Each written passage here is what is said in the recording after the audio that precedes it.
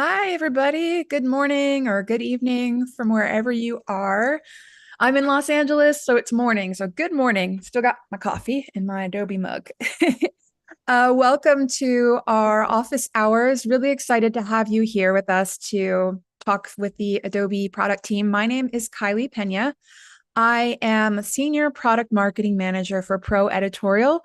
I work on Premiere Pro and across other video products, and I'm joined by Francis Crossman. Hey Francis, everyone. what do you Yeah, do here? well, I am a principal product manager on Premiere Pro. Been at Adobe for about 7 years, going on 7.5. And before that, I was a professional editor in the Bay Area in San Francisco for about 10 years. So no stranger to many hours in a dark room. Yeah, that's an interesting thing about the Pro Video Product Team is a lot of us have spent time actually editing in chair on production. I also was an editor for 10 years. I worked on corporate, on unscripted, all kinds of stuff all over the place. And then I went into workflow technology and worked in dailies on TV shows. So I've seen I've seen a lot. So it really helps with understanding the problems in different ways, which is really important when we're making products that we want to serve all kinds of people. So this session is really something we're starting on a monthly basis. And we want to have a sort of first Friday opportunity for you all to come join us, say hello. We'll show you some of the things that we love that we have put in the product lately that you may or may not have seen before or heard about, including some things that are in the public beta. And we'll show you some stuff that we think is cool that maybe you missed. And we're also going to take your questions. So if you have questions about, you know, Premiere Pro, video, workflow, anything like that, you hit us in the chat with that as well. And we can talk about it and maybe even bring you back some answers next month as well. So, really, we're here to give you insights into the latest updates, connect with y'all, and give you a little behind the scenes look at what's coming next. So, who do we have? Who do we have joined with us so far? We've got a handful of people in the chat. If you want to let us know where you're chatting, where you're watching from in the chat, that would be really cool too. Love to see all the different people that are joining us. Yeah, so please feel free to respond in the chat, drop questions, things like that. I'm going to start us off with a demo though. Does that sound good, Francis?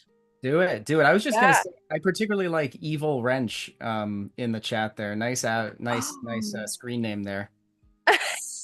I didn't know you could put icons in your screen name in YouTube. So uh, yeah, that's friggin' rad. I love that.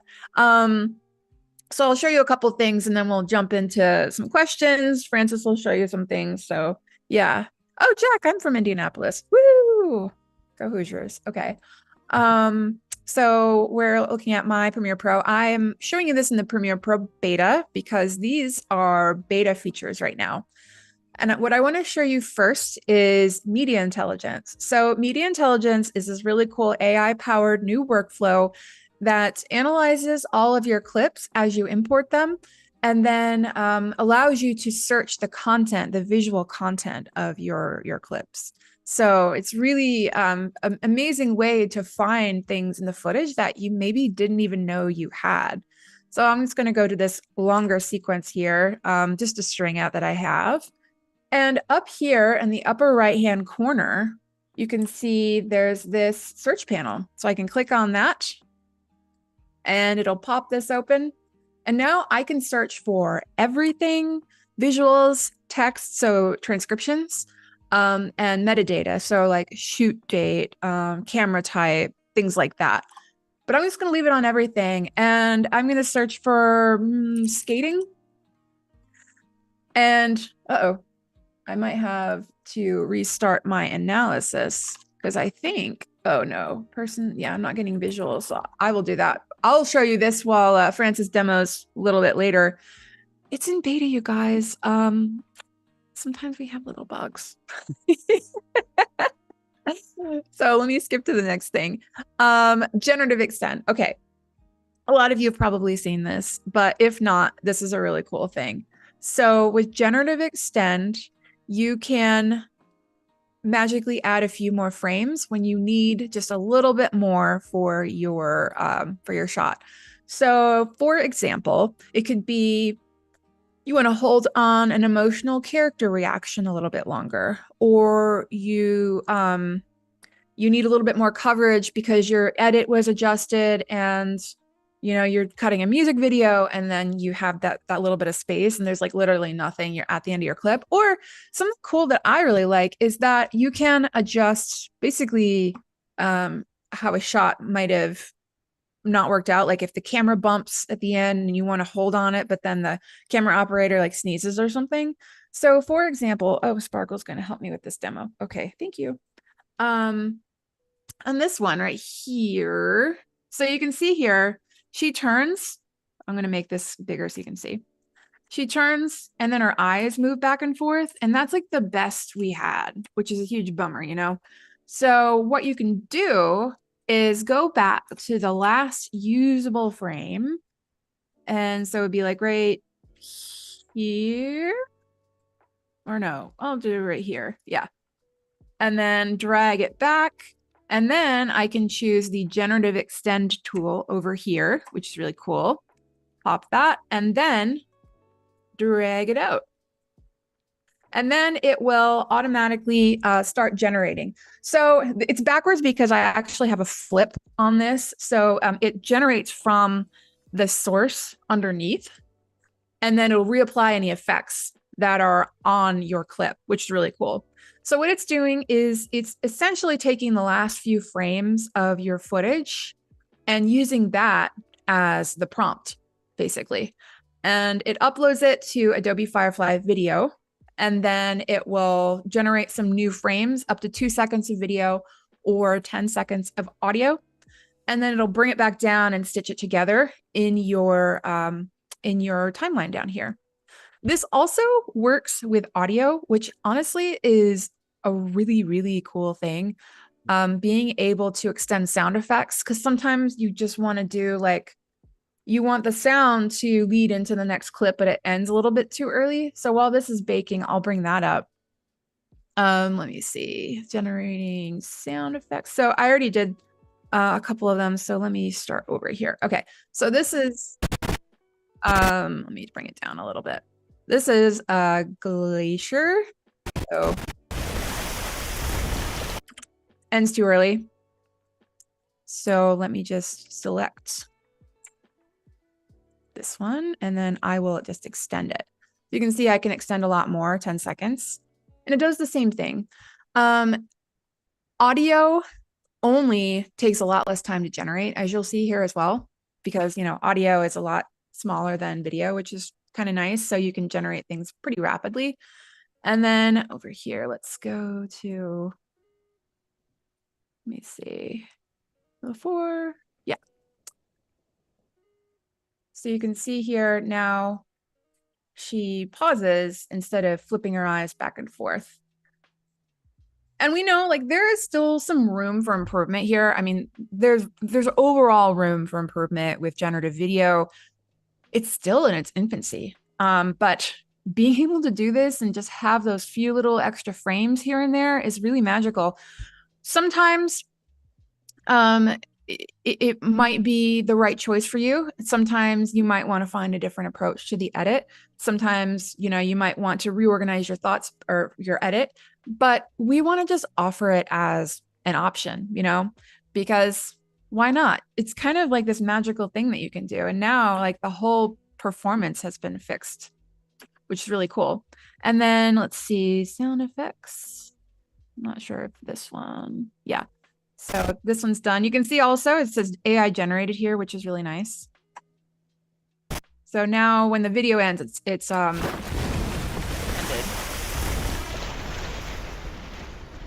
The thing that is really cool with this, which is so hard to demo, is room tone. Being able to just drag out underneath someone talking and extend that room tone, which works really, really well, is so cool. And again, it's like something that is so hard to demo because you have to be able to hear it, but you should go try it. It's currently in the public beta. And so you can download Premiere Pro Beta even if you have the regular app installed. They work side by side. And so you can have the public beta and play around in there without interfering with your other work. And I really recommend it to try to play around and see what you can do so you can really see the power of it. So that's generative extend.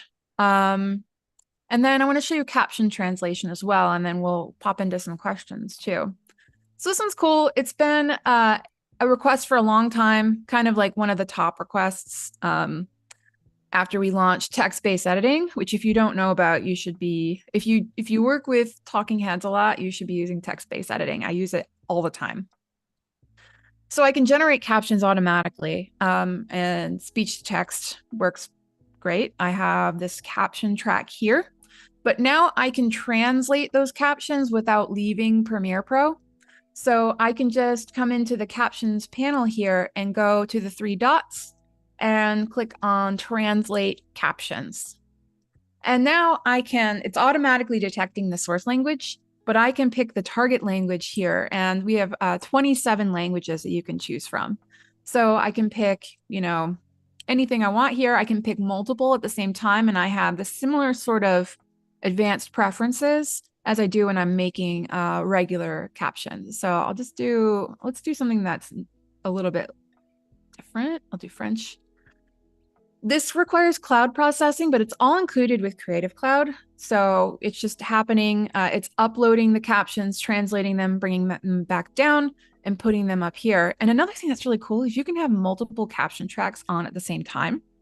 So you can have the two different languages if you have audiences that speak, English and Spanish or whatever else.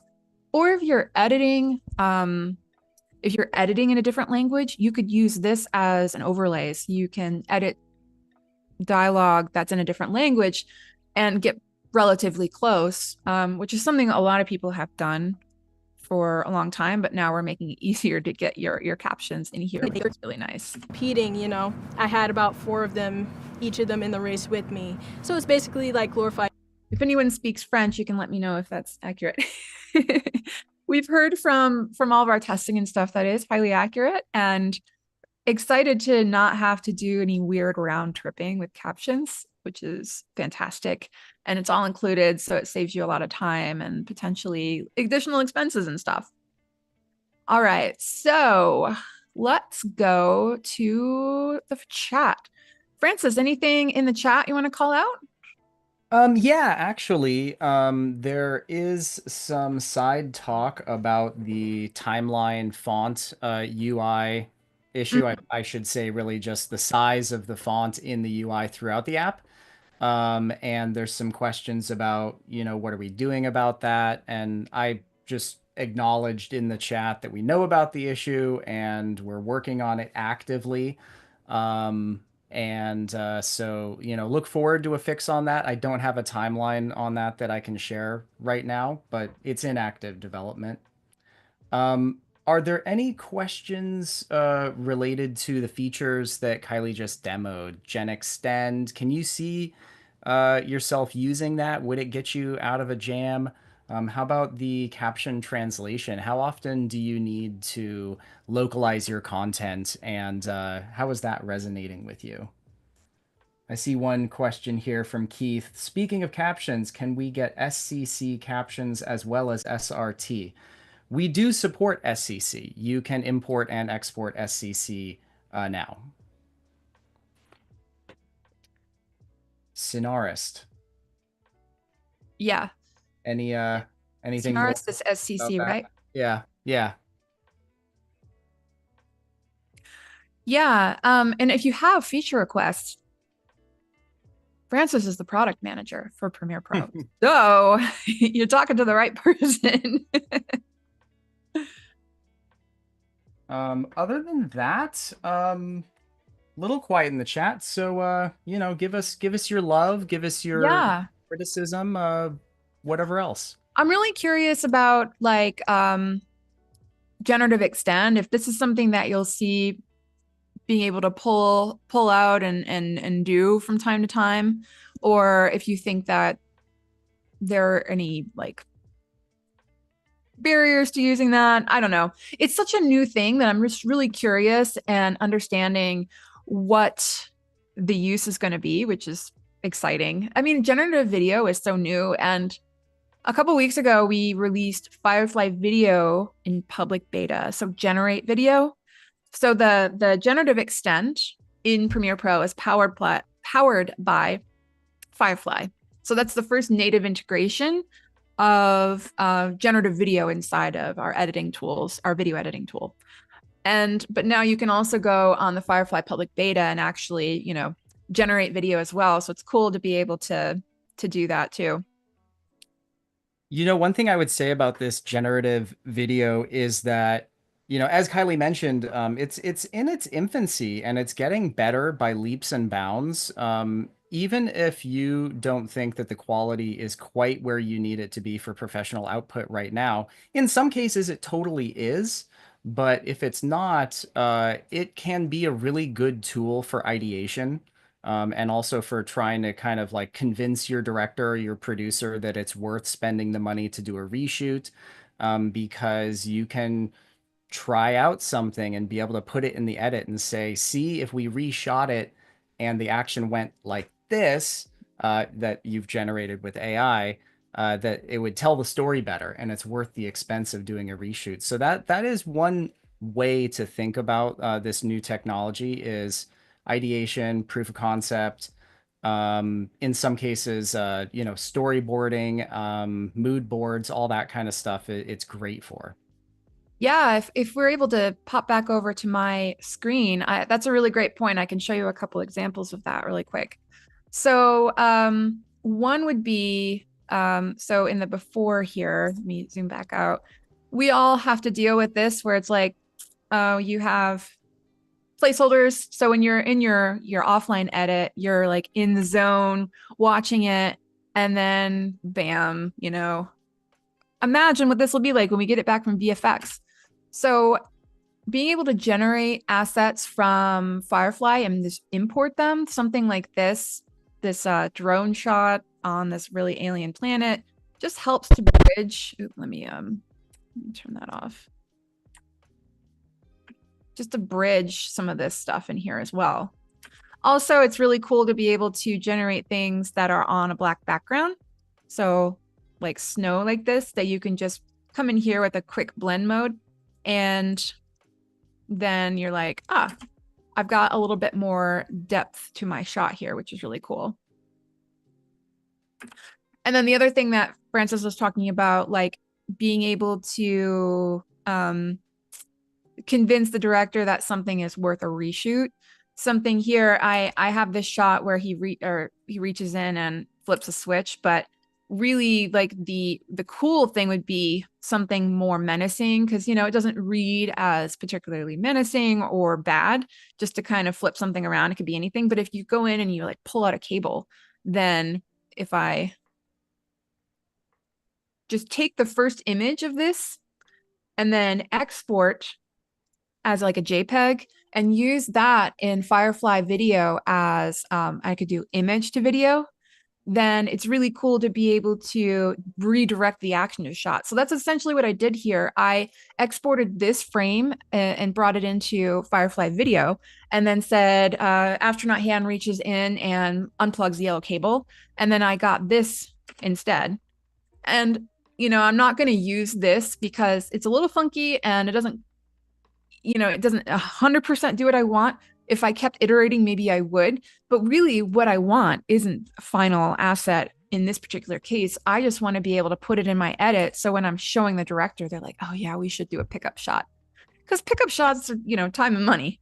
So it's a really cool way to use Firefly Video to do ideation, to sell ideas, to get everyone on the same page creatively. So you do fewer shot iterations in VFX and really get to the end shot a lot faster. So really, really great. So I'm gonna peep in the chat here. Digital Cinema Society, Gen Extend, the most profound edition. Oh, that's so cool. You can try it right now. It's in public beta. It's in the app. You can try it. You can play around with it. It's really cool. Being able to bridge those extra frames needed for like a cross dissolve. Yep, totally. And yeah, all of that is really, really critical. And yeah, how much of Firefly will be included? You can check out that page. I mean, I don't, I can. Are you guys going to watch a live stream where I go over plans and options and stuff? No. Um, so let's see. Oh, yes. Another request in the chat, project manager. Yeah, absolutely. We know project manager needs a little bit more love, or a lot more love. Oh, I'll let you guys in on a little inside joke. Even inside the team, we call it the project mangler. says that So I do not blaspheme. yeah, many apologies there. It's on our list of things to fix. We acknowledge that it's not where it needs to be. Yeah, there's a lot. As somebody who worked in dailies and workflow, the whole idea of being able to like move media around quickly, iterate, like all of that sort of stuff, and having it relink and having a big workflow is really important. So the project manager is one of my personal like little pet project top priorities because I think that that's really, really powerful for all the collaboration and then archival as well. Archiving something, as somebody who was an editor that had to be their own assistant and their own archivist in a pretty small facility, that's all really critically important, and it can be a little bit uncertain and difficult now. So very much heard. Thank you for saying Project Mangler, Francis. Yeah, yeah. It pains me to say that out loud in a public forum like this, It but is funny though. I want you guys to know that we know. Yeah. There's another question from Keith here about longer clips, Hmm. Firefly, Yeah. and there isn't really any technical limitation to making longer clips. It's just a matter of GPU horsepower. And generative video is massively expensive when it comes to the requirements that it has of GPUs. So, we limited it to something reasonable just to keep the GPUs from, melting into a puddle of molten silicon. Uh, but yeah, probably at a later time we may get longer clips. Yeah, I think so. We had to start somewhere. With Firefly Generate Video, I think we had to start somewhere with the compute and balancing all of that and really understanding it. When it comes to actually in Premiere Pro, like generative extend, we've had a few requests for, being able to extend a little longer, but I personally push back on that as someone who was an editor because I think 2 seconds is a lot of time. And I think if you're trying to extend more than 2 seconds, my personal take is maybe that's just not the right thing to put there anymore. 10 seconds for audio, amazing. I could do longer audio, but generative extend is for those the little bits of extra that as an editor you're like, I really needed that. And you would use a freeze frame or something like slow motion that looks a little bit worse, or it's not long enough to put a different clip there without changing the momentum and the cadence and being weird. So I'm not sure that generative extend will get longer, but I'm guessing that generate video probably will, but I don't work directly on that product. So that's just speculation. On Behance, we got a question. Does it transcribe on the fly or do the clips need to be transcribed already? From Rick. Hey, Rick. Good to see you. So the for speech to text, caption translation, all of that, it needs to be transcribed, but you can set your settings to automatically import or transcribe on import over here in this left-hand side on the import page. You can say turn automatic transcription on and then transcribe all imported clips, and then it'll happen in the background. It's a background process so that when you're searching for text or you're wanting to transcribe, then you're good to go already. Or you can do them one by one. You can just right click over here and go to transcribe, which on this one is MOS, so it's grayed out, but you can do them one by one there too. Cool. All right. What else do we have? So I fixed my media intelligence. I know exactly what happened. I have my analysis files next to the source media, which is an option you can have. So if you go to settings now and you go to media analysis and transcription, you can set where the analysis files are stored. And by default now, they're stored in the media cache. So if you're working solo, independent, whatever, you can just do the media cache. I like to have them next to in a sidecar, a really small sidecar file next to the media, because if I'm sharing with somebody else, we can both use that analysis file.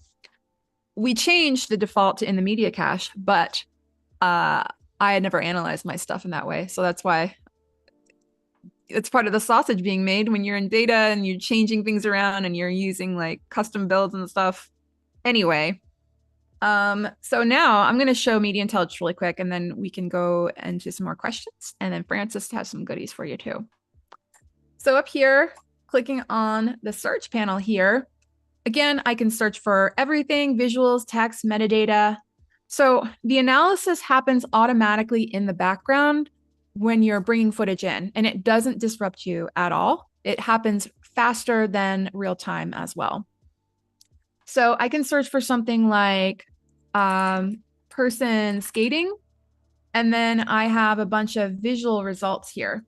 And I can hover over them and see what's going on here. And then I can get a lot more specific than that too. So I can say person skating with lens flare. And then you can see here, there's one here. And so I'm going to make this smaller again. I'm just going to put it over here. I don't want to dock it yet because I don't want to. Double click and I can load it in the source monitor here. Oop. Oh, I'm searching for a sequence. Double click here and then it loads in the source sequence here. And then there's all kinds of stuff here. There's like a lens flare right here, which is really cool. So I can search just source footage here. I can search sequences as well. So if I just click source, I'll just get the source clips. And how this works is it goes to the actual point in that clip where the visual is relevant. So if I search for news anchor or newscaster, I can't even remember anymore. News anchor. So you can see there's all these news anchors. And then if I double click, it's this really small bit of a much longer piece. This is basically a long play of a news program from like 1993 or 1990. And then I can find every instance of the news anchor throughout this every time they're back on screen. So that's what's happening is it's using a semantic understanding of the visuals, and the more descriptive you can get, the better results that you're going to get. So, you can search for welding close up, and it automatically knows that this is welding. It's not keyframe or it's not keyword oriented. It's really just an overall like understanding of what this looks like, what welding means, because then you'll get other stuff. And these are ranked in order of relevance here. You might get stuff that is not as relevant, but looks like welding. So that's really cool as well to find stuff. And then I can even search for something like, I'll search for California. And I have some clips with the downtown LA skyline in the background, but also I'm getting the text results here. And I would have metadata results if I had locations as well. So with text, it's really cool because then in the transcript, I can automatically pop up and see exactly where that is mentioned. And I can see every mention. This is searching every open project that you have. So it's search results across all open projects, all transcripts. You can see everything, all the metadata everywhere, all at once, which is really cool. Francis, am I forgetting anything? I think what I would add is one of the really cool things about the fuzzy search logic that you were kind of describing is that you can get results that are kind of similar to what you were searching for, and sometimes that's a good thing. You know, if you're searching for a dog, you might get some results that are in fact a wolf, but you know, it shares a lot of similar qualities to a dog. You know, it's got fur, four legs, you know, a nose and ears and a tail, all that kind of stuff. Really, the more specific you get with your searches, the more specific your results can get. But sometimes, if you don't exactly know precisely what you're looking for, that like broad search results are really useful. Yeah, just typing in things like sunset, sunrise, things like that is really it's interesting to see what you get. And you can find clips you didn't know you had. So really, really cool. And Uh, as Kylie touched on, it can search across visuals and the transcript, so you know words that people spoke. It can find source clips that are in your project panel, but it can also find clips that are in a sequence. yeah. And there are some search parameters for limiting to, you know, those different things. So if you're looking for, you know, gosh, I had that clip of that roller skater in a sequence. I can't remember which sequence or where. Media intelligence can help you find it. Yeah, like for example, I'm looking for skating here. I have sequence, and then I'm like, oh, here's the clip. Double click, and I go to that sequence and then the clip itself, which is really handy when you're buried in stuff, which is great. Oh, And and Rick, your question, the media currently needs to be transcribed in order for it to show up in a text result for media intelligence. But if you automatically transcribe everything while you import, it just happens in the background. So then you will have all that. and that analysis is quite fast. It's so fast. And it's just up here in the progress panel or progress dashboard. It Um, runs on your local device. None of this stuff is ever uploaded to the cloud. So if there are any privacy concerns, you're working on a project that has sensitive information in it, you don't have to worry about any of that. exactly. Yep, it's all happening locally, which is really crazy. Uh, Great. Francis, do you want to show some of the little stuff that we've added that really makes all the difference? Some little things. Yeah. Yeah, sure. You know, it can be easy to lose sight of the little improvements that are requested all the time amidst these, you know, big ticket items like AI.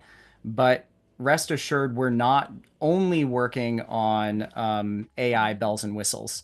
So some of the things I want to show you are pretty fundamental, but I think are going to really improve the quality of life of editors. So let's start out with waveform scaling.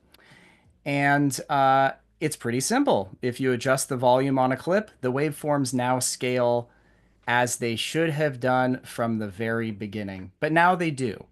Of course, this also works if you're doing some, you know, volume enveloping here. You know, you do a little duck or something. Now you get a nice visual, you know, feedback of those waveforms scaling as you would expect.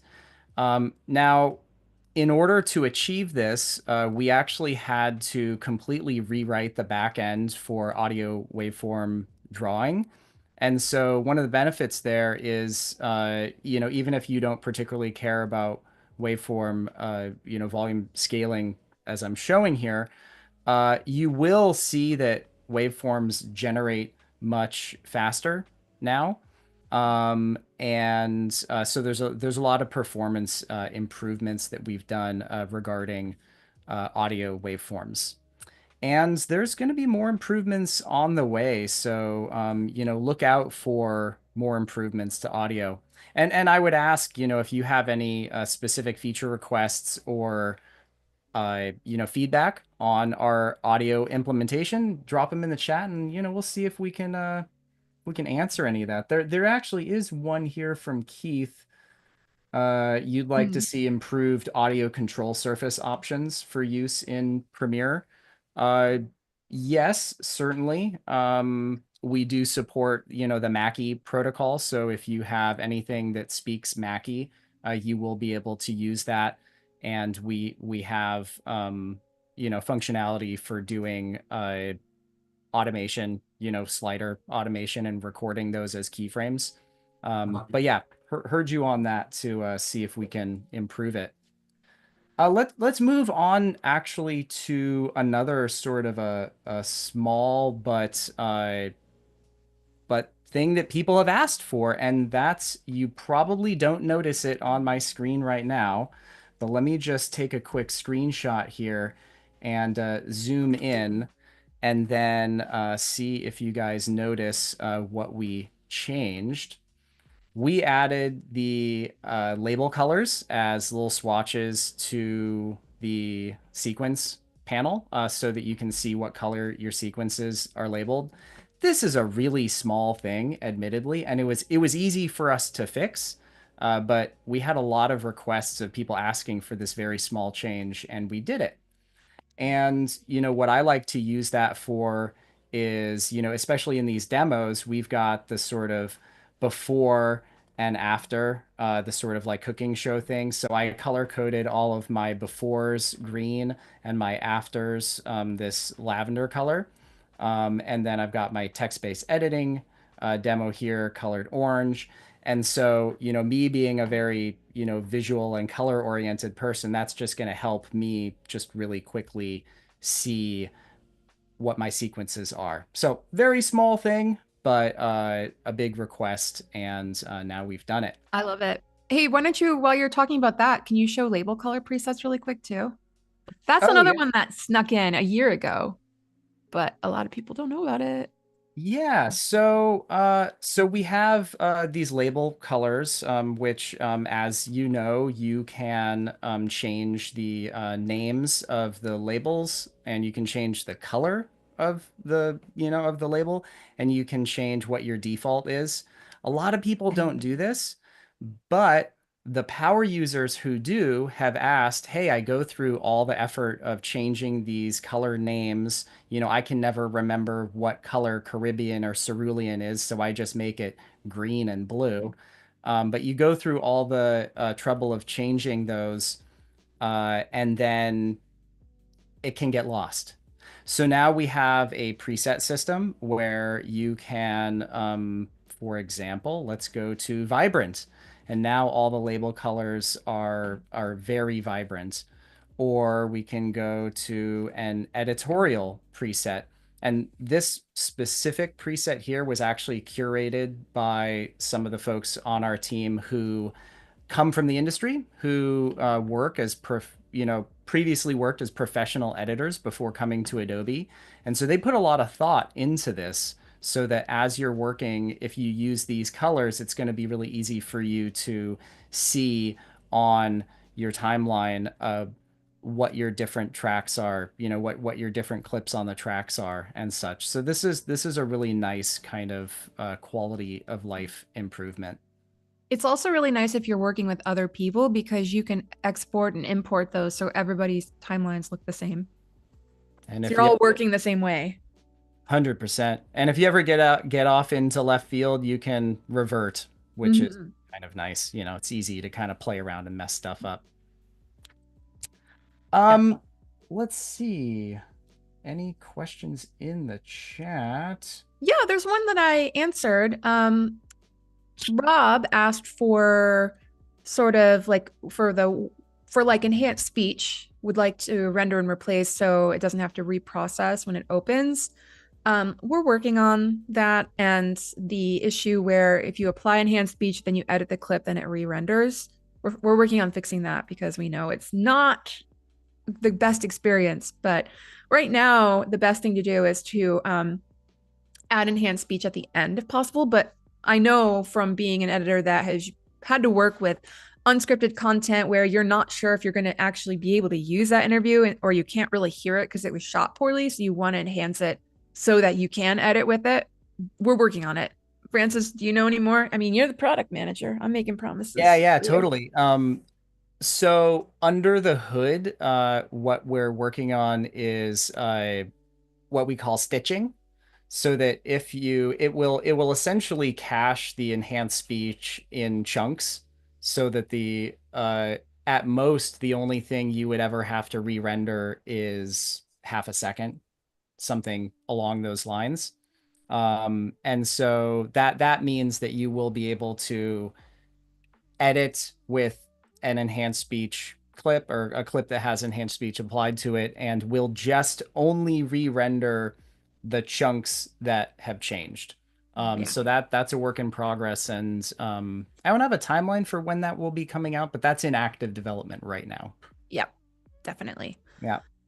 Awesome. Um, Next thing, let's talk about a total pet peeve of mine, which is a really simple but stupid behavior of the effects control panel. So first, I'm gonna jump over to the previous version of Premiere. Well, by previous, I actually mean the current version of Premiere, but without this change, which is only in beta.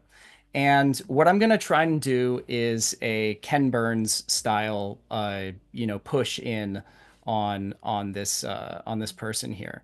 So I'll add a keyframe at the beginning, and then I'll go to add a keyframe at the end to push in. And oh my God, it jumped to the next clip in my timeline.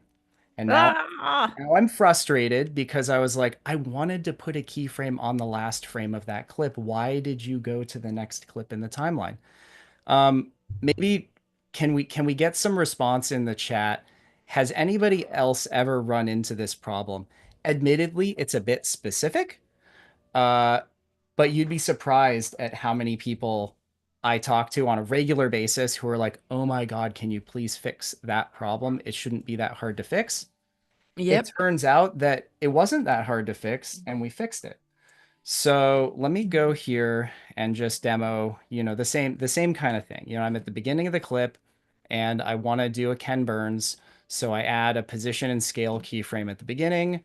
I move my playhead to the end. Notice how it did not jump to the next clip in the sequence. But what I can do is add some, let me just make this window a little bit bigger, add some keyframes there, and then I can push in and, recenter on her face, for example.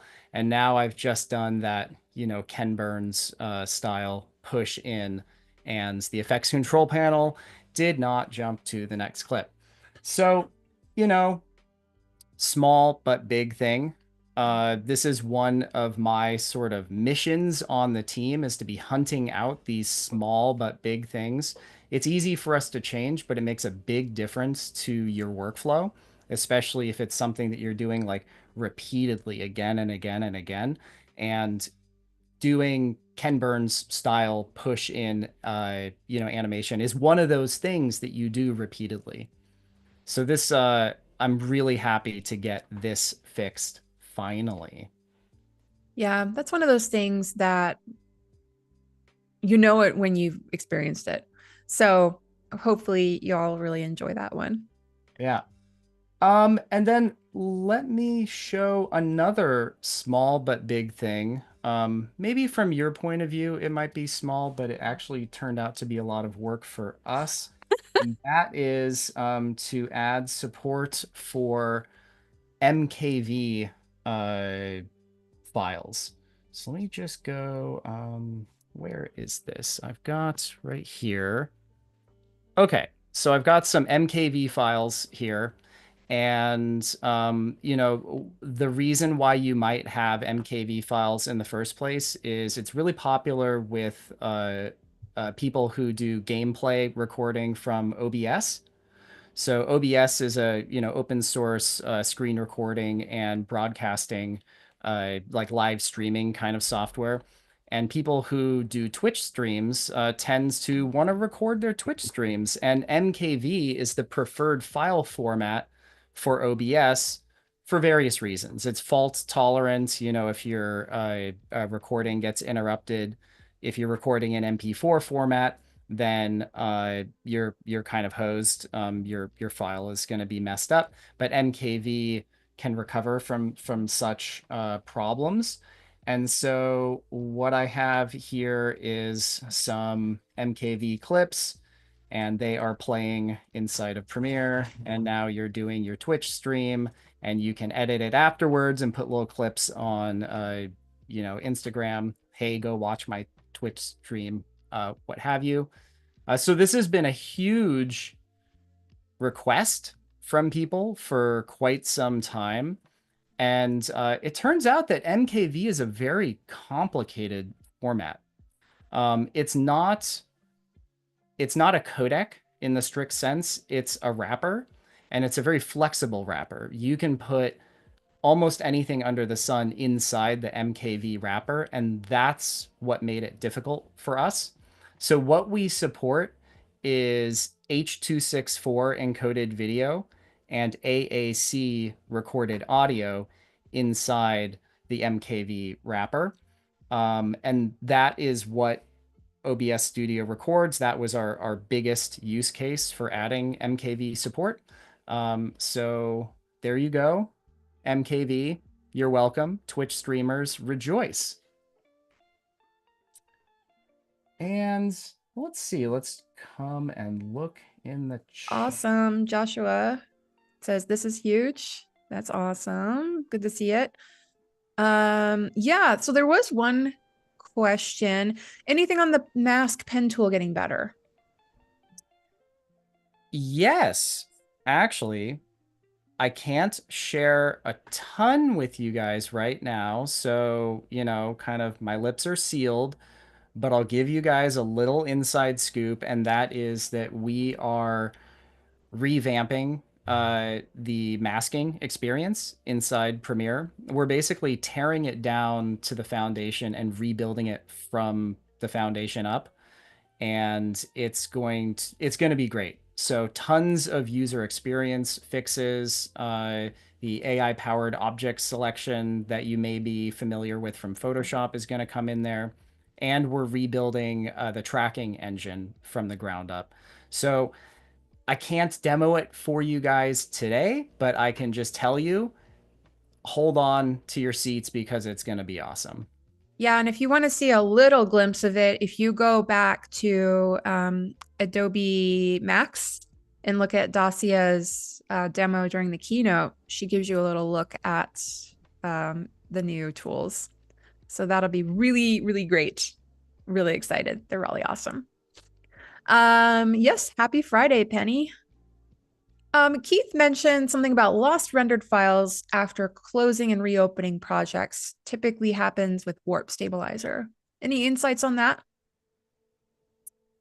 I don't have any specific insights on that. That obviously shouldn't be happening. But if you reach out to us, we can look into it. There's a couple of different avenues that you can go to. There's, of course, our user-to-user forums. It may be that somebody else has run into the same issue and, knows what you're doing wrong or possibly what we're doing wrong and has a fix there.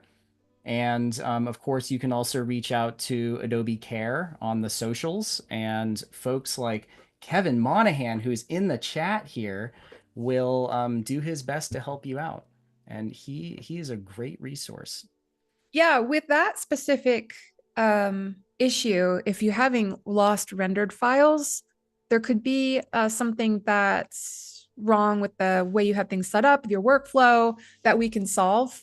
It's a little bit harder with like a live stream, but maybe Kevin, can you drop the bug report or helpx forum in the chat?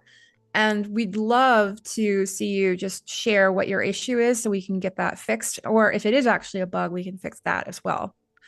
And then if you have like feature requests that come to mind, you can go to that forum and put them in. It literally, all of the bug reports and feature requests come straight to all of us, and we read all of them every day. So yeah. And yeah, so Donnie also mentions starting a new project can be cumbersome. Directory assignment and unnecessary clicks, defaults to a list of recent projects, having a more of a finder experience would be helpful. Yeah, totally. One thing that we did do to help streamline is when you're making a new project, we kind of streamline the new project. Like this is the first step towards streamlining this process. If you want, like it's a lot simpler, project name, location, if you're going to use a project template, which are really handy. And if you want, you can skip import mode and go straight into the edit tab here and then start importing right here. So that can be something that's helpful to to jump in with a fewer clicks if that is your workflow. Import mode, or the import screen, obviously has a lot in there that is really powerful, but a lot of us have other approaches, other workflows. So just being able to just create a new project and jump right in is something that you want. So that was a feature request that we put in, I think around mid last year. Yeah, yeah, that's a good one. I would like to draw some more attention to those project templates. Yeah, You know, whenever I started a new project, I would always start with a basically a blank project that had some right. basic stuff already populated in there. I had Mhm. bins for video, audio, graphics, etc., and even some empty sequences that already have the specifications of my, commonly used Okay. practice already set up in there. And so if you have a specific way that you always start a new project in terms of like your bin structure or even like sequences and naming, that kind of stuff, you can create that and save it as a template, and then it'll always show up in that drop down list. And so that's one thing I would call out that you should take a look at. Yeah, these are cool. So instead of having to track where your project file is that you're using um, for a template and then making sure you don't accidentally save over it, you can save it and it's it's safe. So this social media template one in particular is really handy. Um, I'm just gonna make one really quick and I'll hit create. So the social media template includes pre-made sequences that have the overlays for that social media channel already on there. And it's basically just using the graphics within Premiere Pro. So you can use that as a guide track and then turn it off before you export. So you don't accidentally put captions where there's going to be UI.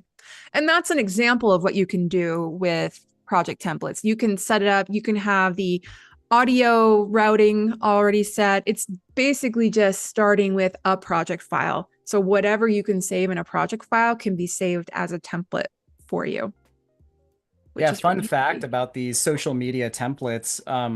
I personally built a lot of those, and it was born out of this frustration of, as I'm scrolling through Instagram, I just see people posting stuff, and there's like captions that are being cut off by the UI. There's graphics that are being, cut off, or just like poor framing or what have you.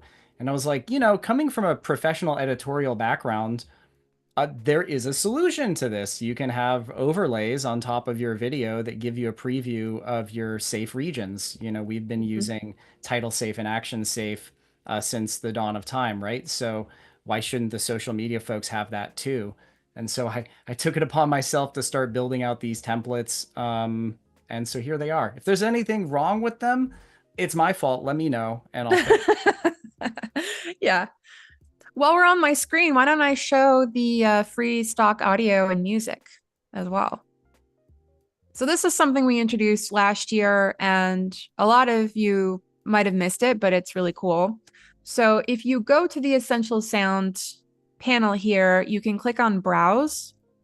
And so you might have seen this before. You can browse Adobe stock and license straight from stock here. But we added the ability to filter this by free. So you can find things that are free here so you don't have to pay for them. And we also surfaced a bunch of free sound effects.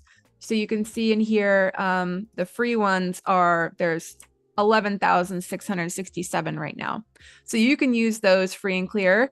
And it's all kinds of stuff like, I don't know, dog barking maybe? I didn't even pre-search any of this stuff. Oh, farm animals, dog barking. There we go. Yeah, so you can bring stuff in there. And you can set it so that, let me go to caption translation. So if I want to try something out before I actually download it, I can have this set so timeline sync is on right here. And so the audio previews that I play in here will sync to wherever my CGI is in the timeline here. So that is really handy with music because if I'm searching for free music and I've got, oh yeah, I'm going for a soft corporate background loop vibe, I can hit play. Ooh, that's really loud. Well, you get the vibe. Let me turn this way down. I don't know if it'll turn this down. So you can see, you can preview it with your piece before you even download it, because it's really annoying to be like, oh, maybe that'll work, and you pull them on there and then you're like, none of these work, and now I have all this extra stuff. So you don't even have to download it. That's something that I missed for the longest time. I don't even know when timeline sync was introduced, but it's so helpful. And it just will play it right here for you. And then if I want it, I can download it. So that's really cool. 2020. That's when it was introduced. Oh man. Well, I know. I had a lot going on in 2020. That was a year though, wasn't it? And there is a volume adjustment control just down in the bottom right hand corner. Actually, to deal with that exact problem of, stock music often is just like they compress it so that there's like no dynamic range to get it to be as loud as humanly possible. And so you can turn down the volume of the preview. Yeah, my screen is so big. I didn't even look all the way over there. That's great. Competing, I had about 4 of them. Yeah, it's so handy. But the sound effects are super cool. There's just so many of them, and you can just dive in here and really create some awesome stuff with just the free stuff that we've surfaced. Yeah, there's approximately 15,000 free sound effects. And again, they're free, so you don't have to pay for them, being that they're free. I just have to get free in there like at least 7 times. Also, it's free. Yeah. Okay. Yeah. Anything else on your list, Francis? Actually, that is pretty much it. Oh, I know one. Oh, okay. Oh, did you have one? Well, I was just gonna answer. Okay, go ahead. Keith had a question in the chat here around keyboard shortcuts for scale and position in the effects control panel. I just want to point out that we're working on something that's kind of related. Admittedly, it's a bit different from what you're asking, but we're looking into adding keyboard shortcuts for effects and presets. So you may know that right now you can hit Command D to apply the your default transition. But we got a lot of requests from people saying like, hey, I use Gaussian blur quite a lot. Wouldn't it be cool if I can apply a keyboard shortcut so that I can just hit the keyboard and apply Gaussian blur to one or more clips? And so that is a feature request that we've taken on and we're starting to work on. Yes, definitely. Yeah. The other thing I was going to mention was the stuff that's really not easy to demo. So we have completely rewritten support for H.264 in MP4 and MOV containers. And this is what we've measured 4-time increase on Apple Silicon and 2-time so far on Windows. So if you're playing back editing with H.264, you'll notice that you're going to have a much better experience. And we're also speeding up audio conform and peak file generation. Nobody likes waiting for that stuff. It's just a hindrance to getting to the fun part. So we made that faster as well. And then let's see. Yes, font sizing in the transcription window, Donnie. Yeah, we've heard that. More options. There is a little bit of option here to be able to change the font size, but it's relatively limited, but that's a good suggestion as well. Cool. Okay, anything else? Yes, the free sound effects are getting a lot of love in the chat. Yeah. Well, I think we're coming up on time here, Kylie. Yeah, we are. I think that with that, we should probably bid adieu. But no. Thank you all for hanging out with us. Again, we want to hear your feature requests or any bug reports on the HelpX forums. We look at them, we respond to them all the time. But most of all, we just want to have this opportunity where we can hang out with you all and just show you some of the cool stuff that we put into Premiere Pro lately. And take the time to learn. So let us know what you thought of having a session like this. We're planning on doing this on a monthly basis so we can bring back more information on different topics. We can do anything. This is our hour to do what we want. So we can party with you all, just hang out, show you cool stuff, and really just give you access to the teams working directly on the product so you can get some cool insights to share. I believe that next they'll be going live on Twitch. So if someone wants to drop that Twitch link in the chat so you can keep streaming with Adobe all day, that would be great. Otherwise, have a wonderful March and we'll see you in April.